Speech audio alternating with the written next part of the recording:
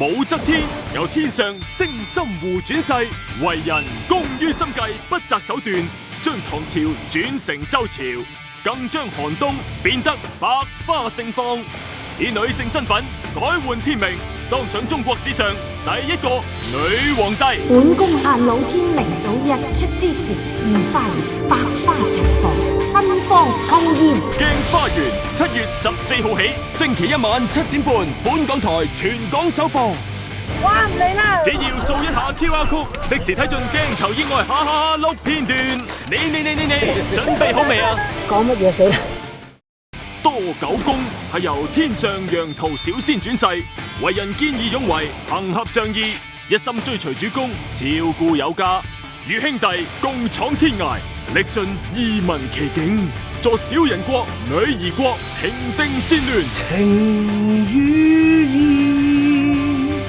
值千金。鏡花園7月14號起，星期一晚7點半，本港台全港首播。要講嘢先㗎。只要掃一下 QR Code，即時睇盡鏡頭以外哈哈碌片段。你準備好未啊？你講乜嘢？好嘢嚟㗎，我頂啊！林之陽由天上楊梅小仙轉世，為人風趣幽默，外表超級俊朗，魅力非凡，迷倒天下女生，更被召為女兒國王夫。豈有此理！你呢個大賊！你哋光天化日喺度搶男人，你過路啊，過路，走路啊，走路啊！鏡花園7月14號起，星期一晚7點半，本港台全港首播。林之陽，只要掃一下 QR Code，即時睇盡鏡頭以外哈哈碌片段。你準備好未啊？唔記得。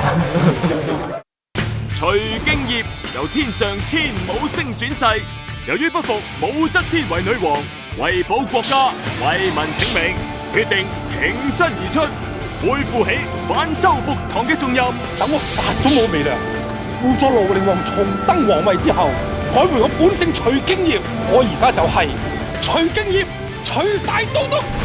鏡花園7月14號起，星期一晚7點半，本港台全港首播。